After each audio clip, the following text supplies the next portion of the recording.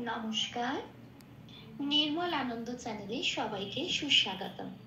গুরুদেব, প্রভু শ্রীকৃষ্ণ ও রাধা মায়ের আশীর্বাদকে সারথি করে শ্রীমদ্ ভগবত গীতার প্রণাম মন্ত্র দিয়ে শুরু করছি আজকে গীতা পাঠ। শ্রীকৃষ্ণ হৃদয়ম গীতা সংসার মলনাশিনীম জ্ঞানম ভক্তিম মুক্তিদাত্রীম গীতা দেবীম নমস্তুতে। ওম নমো ভগবতে বাসুদেবায়।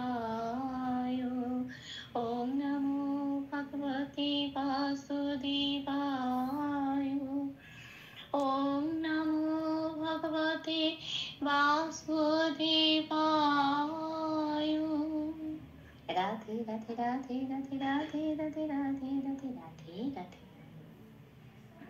শ্রীমদ্ ভগবত গীতা প্রথম অধ্যায়, শ্লোক নম্বর 2।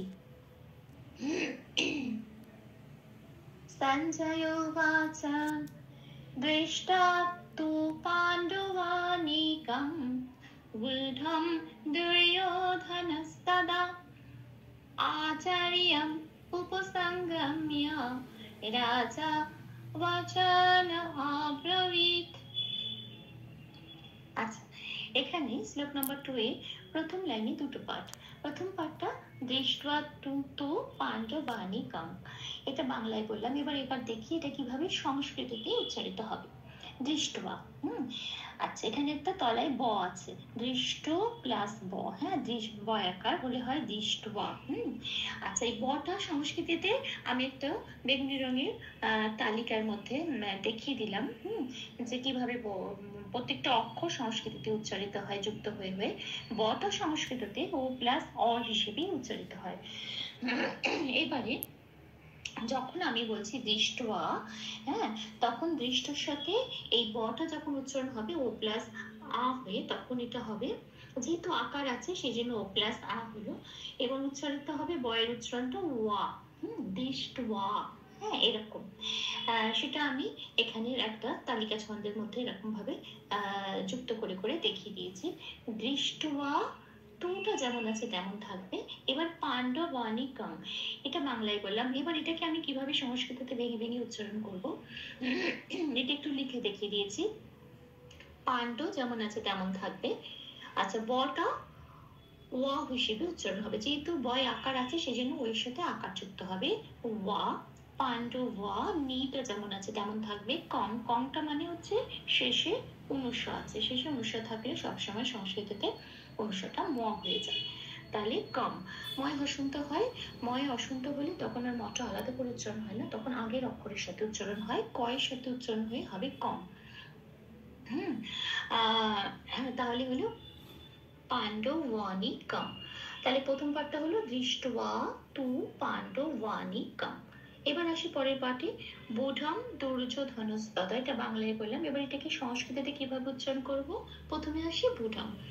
আচ্ছা, বয় হর্ষ আছে, তাহলে বটা তো আমরা জানি ও প্লাস অ হয়, এখানে যেহেতু হর্ষ আছে ও প্লাস হর্ষ হিসেবে উচ্চারিত হবে। জফলাটা একটু মানে হর্ষই আর হর্ষ, জফলা মানে তো অন্তস্থ জ, ওটা অনেক সময় এটা হর্ষই আর অন্তস্থ হিসেবে উচ্চারণ হয়, তাহলে বুইঢটা বলবো উইয়া, হ্যাঁ, এরকম ভাবে উচ্চারণ করবো। ঠটা যেমন আছে তেমন থাকবে, অনুস্বরটা আবার ময় হসন্ত হয়ে যাবে, তাহলে হয়ে যাবে উইঢম, উইঢম। আচ্ছা, এবার আছে দুর্যোধনস্তদা। আচ্ছা, এখানে অন্তস্থ জয় দুটো জিনিস আছে, এক তো অন্তস্থ জয় রেপ আছে, যখনই রেপ থাকবে সেটা র হয়ে আগের অক্ষরের সাথে যুক্ত হয়ে যাবে, মানে দুইয়ের সাথে যুক্ত হয়ে যাবে র, দূর।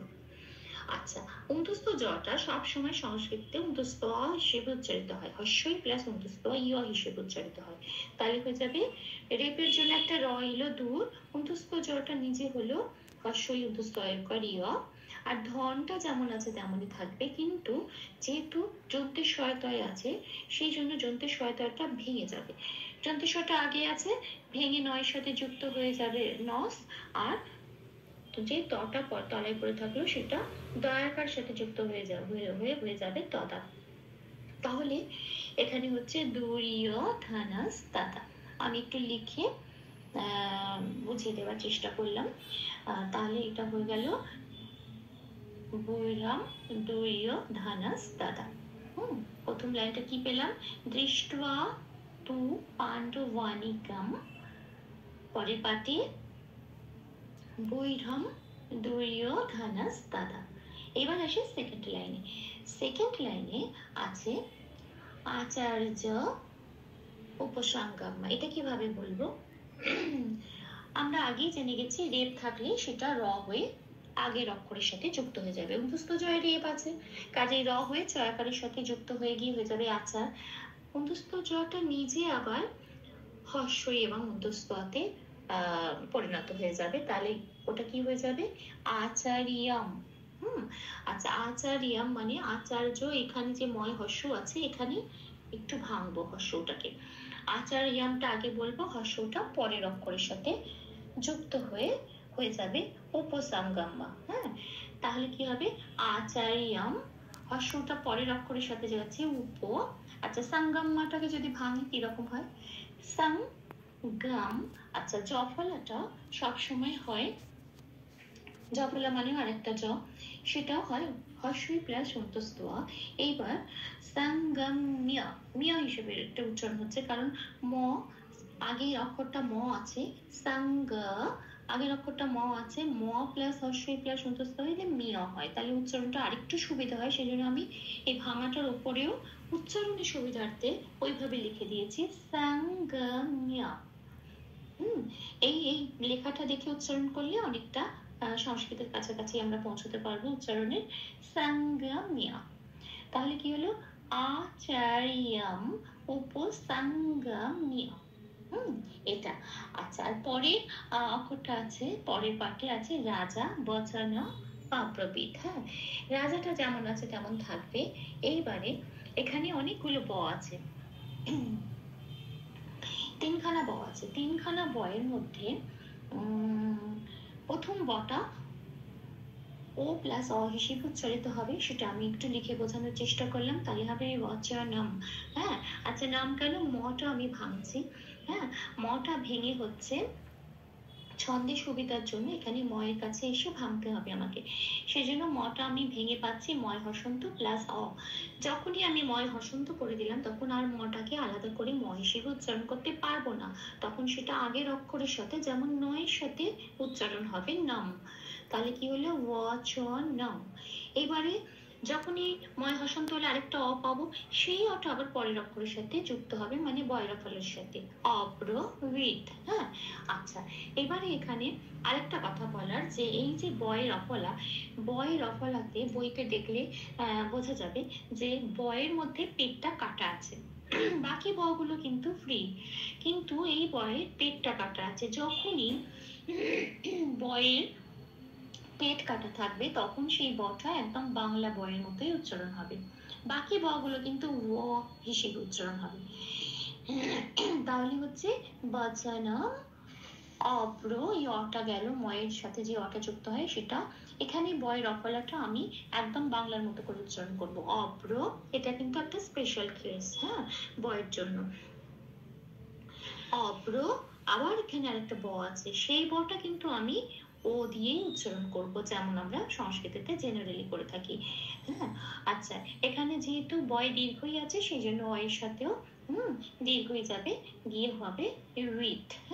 কন্ডক্টরটা সংস্কৃতিতে সবসময় ত হিসেবে উচ্চারণ হয়, আর লেখাগুলো ভাঙলে একটু হসন্ত হয়ে যায়।